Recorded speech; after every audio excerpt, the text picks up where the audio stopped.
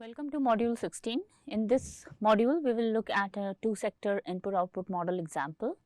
Then we will go through the environmentally extended input-output life cycle assessment, the theory and the model behind it. And then we will look through some of the examples of environmentally extended input-output to calculate the life cycle emissions and resource. So, just a quick recap of input-output model. In the last module, we looked through the input-output model, which is a model that studies the structural relationship between various sectors of the economy, and a lot of the processes are embedded in these sectors. And the way these macroeconomic model can help us, it can help us to calculate the total impact in the whole economy for a given final demand for the process of your interest, and thus we do not miss any of the indirect impact, which was one of the cons of using the process LCA. So, we will today go through some of the examples and see how these calculations are done. Okay, so before we get there, we will look at the physical interpretation of input-output model, which is how do the economic agencies such as the Bureau of Economic Analysis in the United States compiles IO tables. So, for that let us consider two sectors. Power generation is the first sector and coal mining is the second sector. So, these two sectors have a function of providing power or electricity in the economy and coal in the economy. So, let us say we have a final demand F1, which is the demand of electricity in the economy. So, this is the demand of electricity, which is the output of our power sector in the economy. When you have to provide that, what let us say there is a $1,700 worth of electricity that is being required in the economy. To provide that, the power generation may use some of its own electricity, which is the self flow of $100 worth of electricity, and it also needs input from the other sectors such as coal mining, which is $500 worth of coal. So, those are the direct flows that happens to support the final demand of $1,700 worth of electricity in the economy.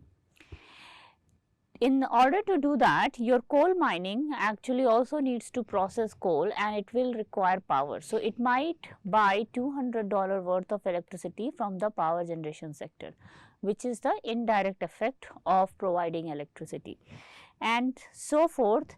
If you also have an F2, let us say of $350 worth of coal, which we need to provide to other functions in the economy, not the electricity, then you will have additional flow of let us say $150 worth of coal that goes to the coal sector, and that could be for let us say running a heat boiler. So, that is the physical interpretation of direct and indirect flows, or the different flows that the BEA captures. So, the way there are a lot of methods to compile these input output tables, which we will not go into depth in this course, but those methods are called survey and non-survey methods. In the survey methods, what the economic agencies would do is basically capture or collect data on how much is the intersectoral flows, or what is one sector buying from another in terms of monetary values, and also how much is being supplied to the economy externally. So, that way all these flows are captured. So, it takes a lot of data collection for compiling these input output tables. So, now let us look at a two sector input output example. So, I will recap how we read these tables. So, here in this two sector input output model, we have two sectors. One is the agriculture sector and the other is the chemical sector, and we can see these are all in terms of dollars. So, agriculture is providing $400 worth of products to itself, and agriculture is also providing about $500 worth of inputs to the chemical sector. So, it could be a bio based chemical manufacturing sector that is buying some biomass to convert into chemical, and then you have the final demand, and X is the total output, and your value added is $150, which is some labor input or other value addition to the sectors from the government, and then we have our inputs at $1,000 and $2,000. So, you can see that your total input to each sector is equal to total output. That is one of the requirement of balancing our input output table.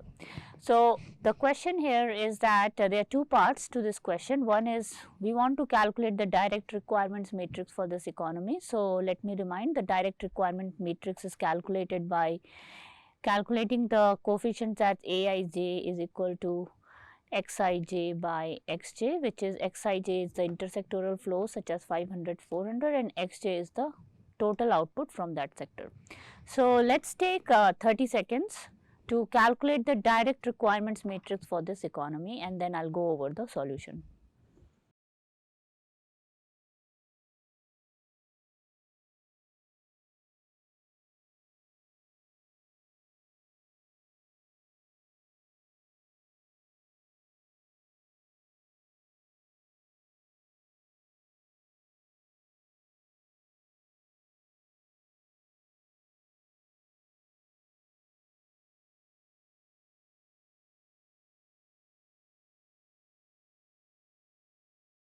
So, here is the A matrix, which is the direct requirements matrix. So, you can see that 400 was the flow from sector 1 to sector 1. So, this value is, if I have to see the first coefficient, it is A11 is equal to Z11 by X1.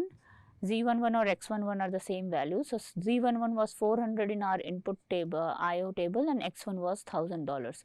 So, this gives us about 0.4 is the unit. So, the way we interpret this direct requirements matrix or the coefficient is that this is the amount of flow from agriculture to agriculture sector per unit or per dollar output of that sector. So, these direct coefficient matrix do not have any units, or let us say it has a unit of dollar per dollar, and that gets cancelled out. So, what does A11 means? It means that you need about $0.4 of flow from the agriculture sector to itself for $1 of total output from that sector. So, each of these coefficients have that particular interpretation in terms of what those coefficients are. In the input output table, we assume that these direct requirements coefficient are constant for the time period we are looking at, because the technology does not change that fast. Hence, this assumption of constant direct requirements coefficient is valid for a short term period. When you are looking at the long term structural changes in the economy, of course, we would want to collect more data and update our A matrix as we get more data on the intersectoral flows. Okay. Let us go to the second problem. So, the second problem is, we want to calculate the total impact of producing $100 of products from agriculture sector and $50 worth of product from chemical sector. So, for this, let me remind you the equation. The equation that we use is X star, which is the new through flow for the sectors, is equal to I minus A inverse F. So, we have already calculated the A matrix from the direct requirements coefficient. We need to set the final demand for $100 is for F1 is equal to $100 and F2 is equal to $50, and your F1 and F2 are from sectors 1 and 2 respectively. So, you have to use this Leontief equation and calculate the total through flow. So, let us take 30 seconds and calculate the total economic through flow for these final demands.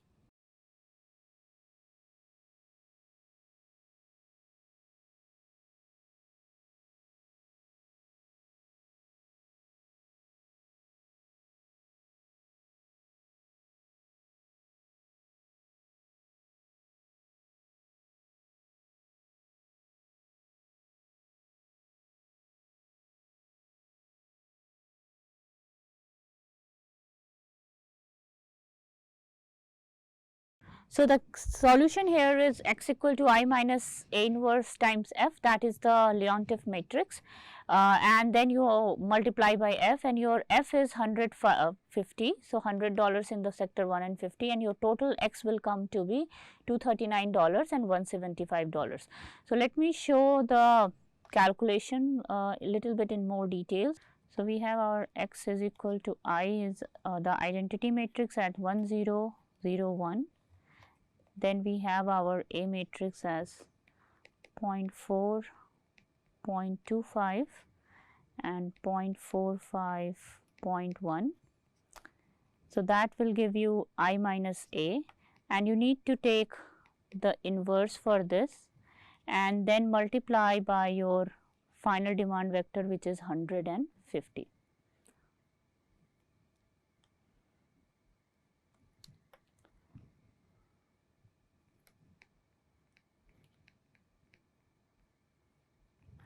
So, you can do this calculation of I minus A inverse times F, and you will get x equal to 239 and 175. So, x comes to be 239 and 175. So, you can see that our total flow is much larger than our final demand, because in the economy, to support that $100 and $50 of demand from each sector, we need to produce more to also support the internal flows. So, that comes the direct and indirect calculation that we will look at it later. So, I hope these examples clarify how we use the input output model for a given final demand and how we calculate the direct requirements matrix. Okay. So, now the next thing we will do is, now that we have the new flows for the sector, we also want to know what are the intersectoral flows for that particular economy to support that final demand. So, what you need to do is actually calculate the ZIJs. So, here the problem is actually we need to now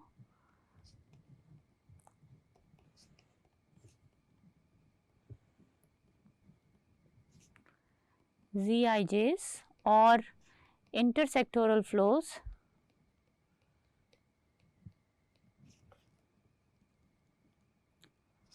for supporting the new final demand.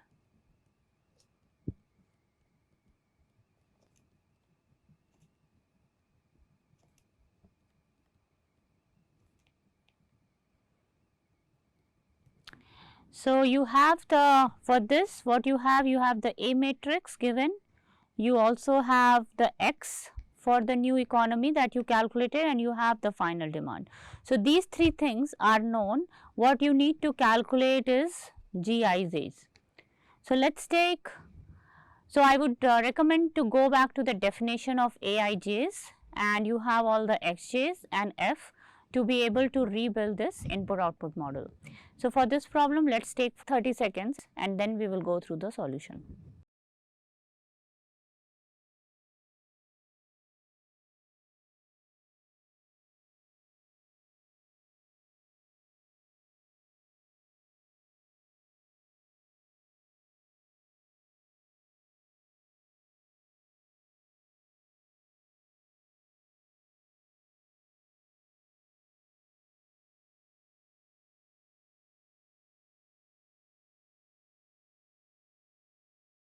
All right, let us look at the solution for this. When you see a problem like this, what really it means is that we want to reconstruct the flows in the economy that is required to support the new final demand. Now, here we know that our assumption, if you go to the assumption, is that A matrix is constant. So, this is of course a huge assumption, but we can say that for the short time period this assumption is mostly valid, because the technologies do not change that fast, and on average they have almost the same ratios that can be maintained for intersectoral flows. So, with this assumption, if you remember our A matrix that we calculated, that is going to be fixed. So, our A was 0.4, 0.25 and 0.45 and 0.1. So, this matrix is of course constant. We had calculated our X star for the new flows. So, that was $239 and $175. So, these are the total through flow for the sectors 1 and 2 to support the final demand of $100 and $50. So, our final demand values were $100 and $50. So, now if we want to create GIJs, what we want to do is we will just multiply our, so we have A11 as Z11 by X1. So, we know our, so this will be X1 star. So, now this star means that we are recalculating it for the new final demand. So, your A11 is known, we calculated X1 star from our Leontief model. So, we can calculate our new intersectoral Z11 star as A11 times X1 star. So, that will be 0.4 times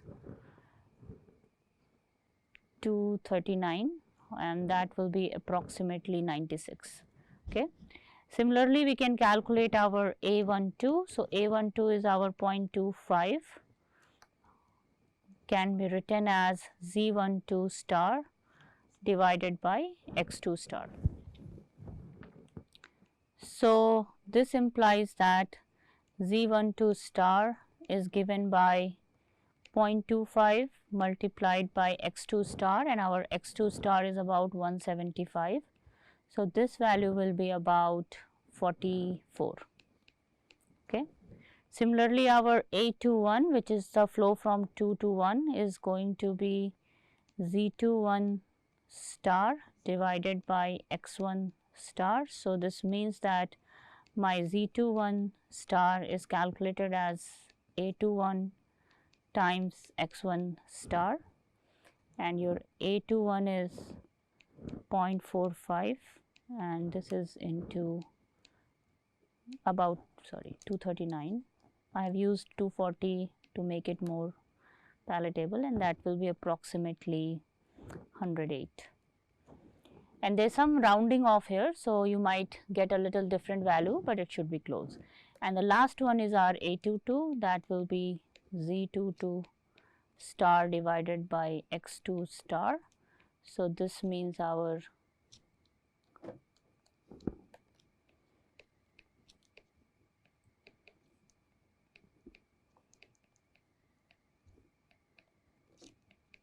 and this is 0.1 times 175, this will be equal to 17.5.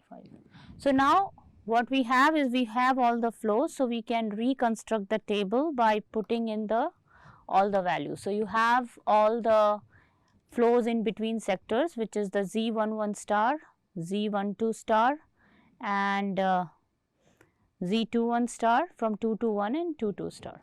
So, now we have all the components and we can create the new table. So, if you want to write it in the tabular format, we will have Z11 is about 96, Z12 is about 44, that is the sector 1 and sector 2, and then Z21 is calculated as about 108 and Z22 is calculated as about 17.5.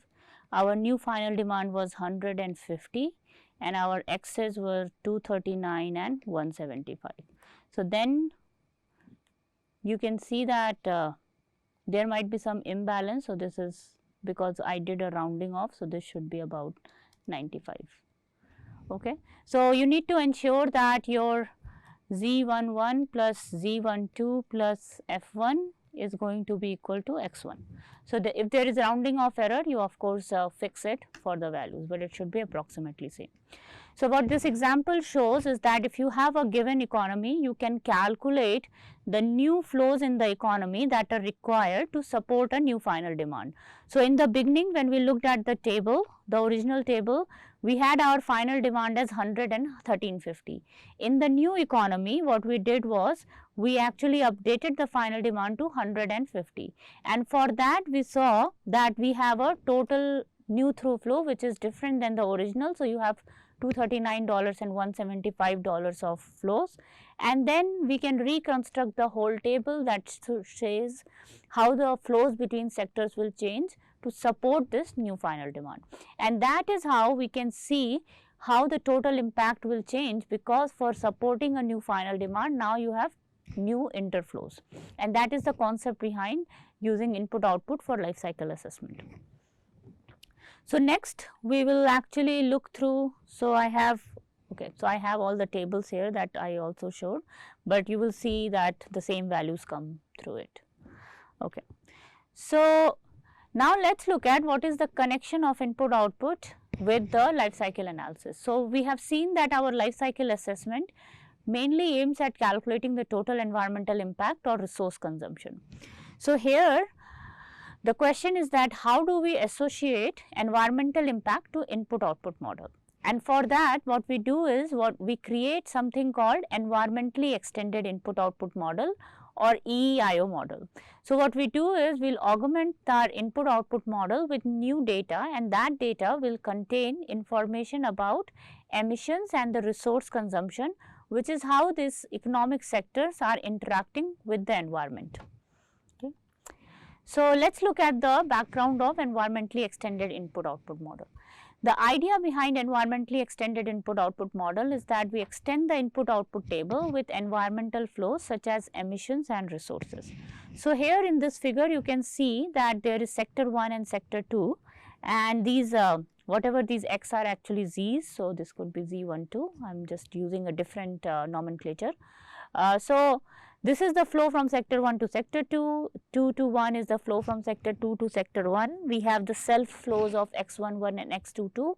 We have value added, and then we have final demand that is going. That is the basic input output data that we have seen. Now, what we do is we enhance this with new data.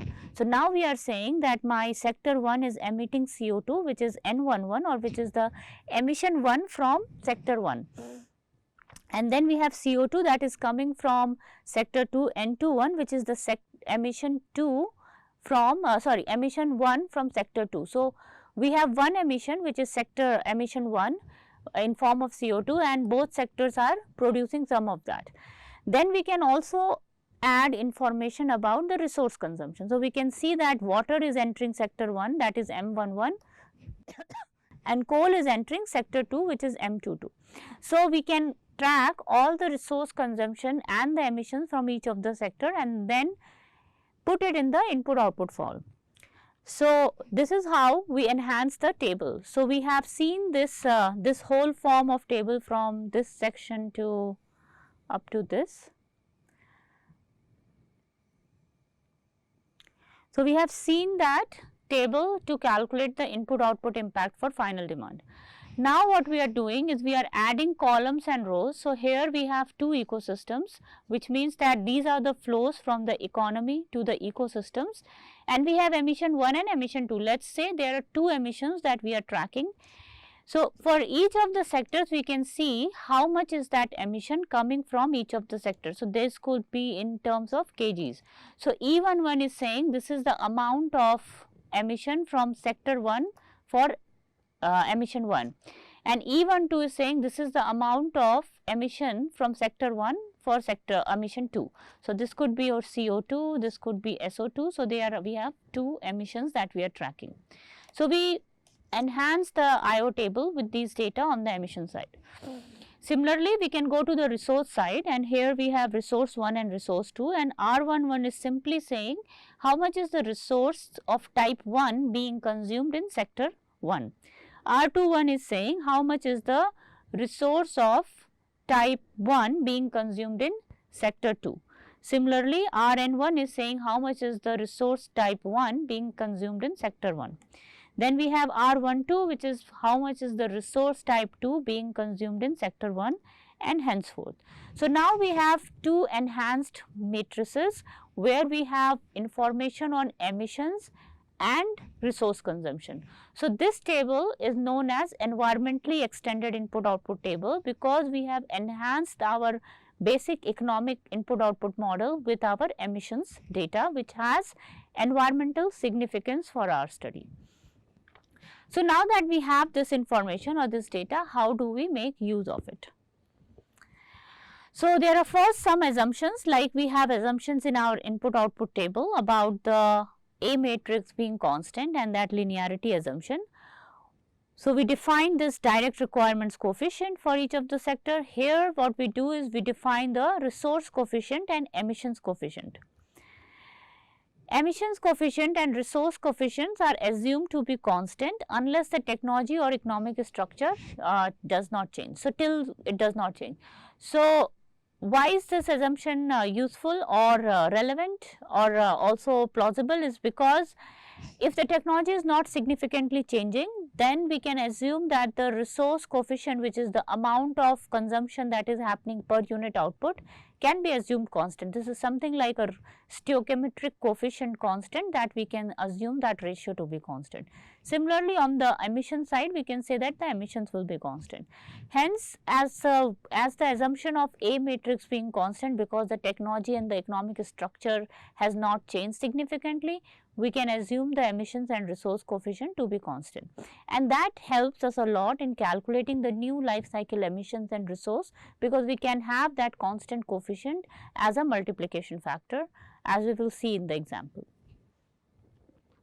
So, just a caution that I am calling these as resource coefficient and emissions coefficient, which is mostly widely accepted terminology, but whenever you read an input output LCA paper, you would see that some people call it with a different name. So, you have to be very cognizant of the change in the name, but look at what they are calculating in terms of numerator and denominator, and does that match your resource coefficient or emissions coefficient definition.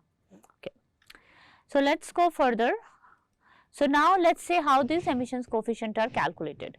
So, it is a very straightforward calculation. We have E11 bar, which is the emission coefficient for sector 1 for emission 1, and the way it is calculated is that in numerator you have emission from sector 1 divided by total output of sector 1. So, that will be your E11 divided by X1. So, here if we go back, we have E11. So, our coefficient 1 is E11 divided by capital X1, which is the total output of that particular sector in terms of dollar, which means that the units of this could be kgs per unit dollar, and the way we interpret these emissions coefficient is that it is the amount of emissions that a sector needs to emit for producing $1 of its output.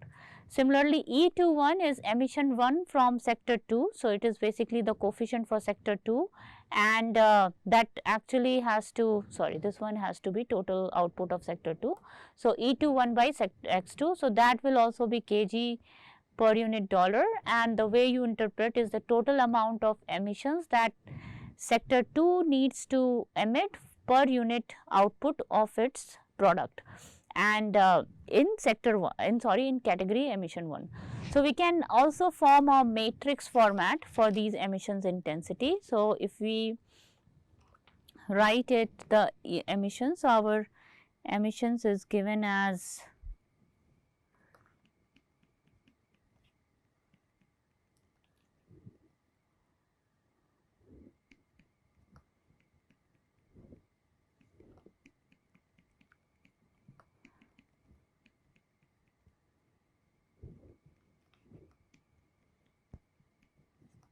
so, this is an example of two emissions being tracked for n sector. So, if I have to calculate the emissions coefficient, what we will do is we can take the transpose of this matrix, which will make it a 2 by n matrix, E11.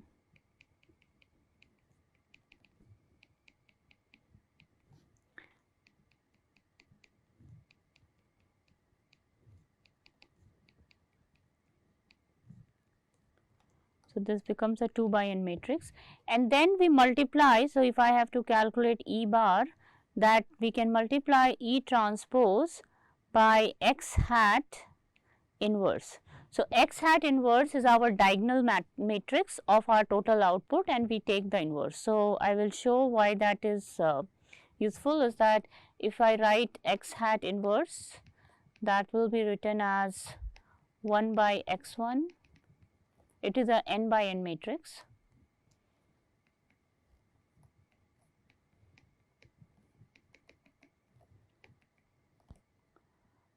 and 1 by xn, and when you multiply your ET x hat inverse, that gives us the coefficient matrix for emission, and you can do that calculation. So, this is your 2 by n and this is n by n. So, you will again get a 2 by n, and the way you will get it is E11 by x1 and E21 by x1, sorry, by x2.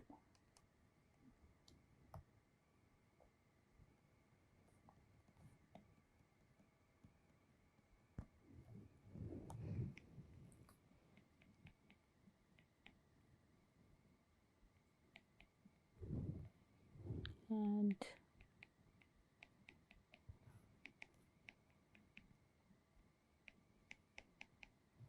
okay, so this matrix calculation is giving us all the coefficient. So, you see the way it is done is E11 by x1 is giving the emissions 1 in from the first sector divided by the total output of that sector. E21 is the emission from the second sector in that category 1 of the emission, and divided by total output of the sector 2. So, all of these have a unit of kg per unit dollar, where kg is the total amount of emissions, per unit dollar is the dollar output from that particular.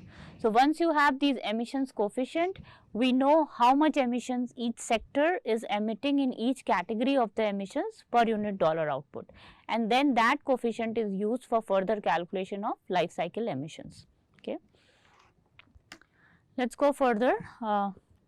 So, once you have that emissions coefficient, how do we use in the life cycle emissions for a new final demand? So, we know that we calculate our X star, which is the new total through flow, by using the Leontief model I minus A inverse F.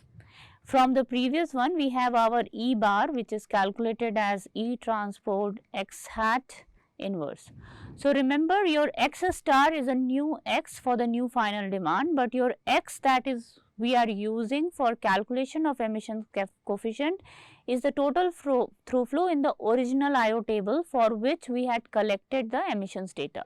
So, you always need to be very careful, because for calculation of emissions coefficient, we are using the original through flow for which the data was collected. But when we calculate the life cycle emissions for the new final demand, we use the X star, which is the new through flow, to support that final demand. So, our total emission for the new final demand will then be multiplied by E star, will be multiplied by X star. Sorry, E bar will be multiplied by X star. So, your E bar is 2 by n and this is n by 1. So, you get 2 by 1 vector matrix, sorry, yeah, okay. Alright, so we will see this whole calculation through an example as well. So, hopefully this is clear.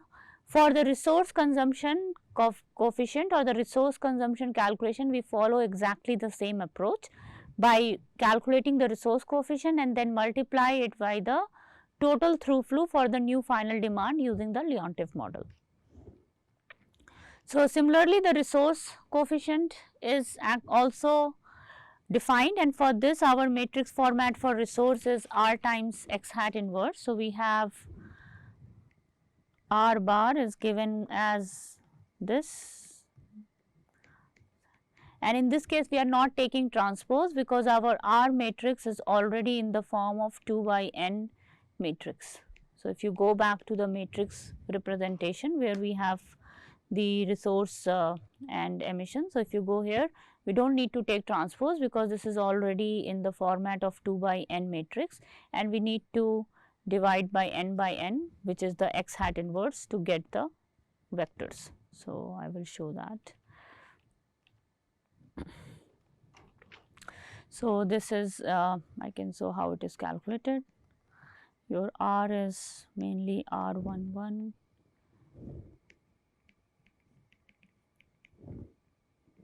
So, this is resource 1 that is being consumed in sector 1, resource 1 being consumed in sector 2 and so forth. We have R21, R22 and R2.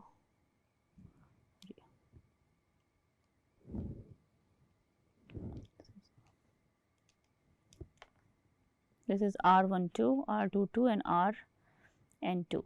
So, this is resource 2 being consumed in sector 1, resource 2 being consumed in sector 2 and Rn2 is resource 2 being consumed in sector 2, sector n. And then we can multiply by X hat inverse, which is the diagonal matrix with all the total through flow 1 by x1, and this is a n by n matrix. So,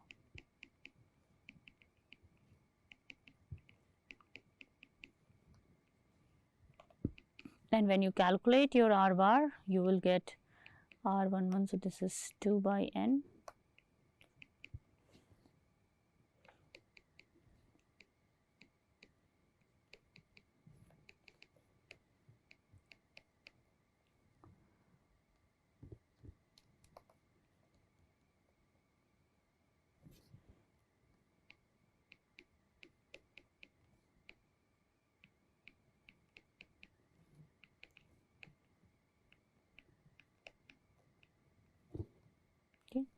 So, this is again in terms of kg per unit dollar, because we can collect data for resource consumption in terms of mass or volume. So, it is exactly the same way, it is just that the matrix is a little different and you do not need to take transpose, but the idea is the same, that we divide the total amount of resource consumption in each sector by the total output of that sector. That gives us the resource consumed per unit output for that sector. Then how do we use that for calculation of total resource consumption? It is exactly the same.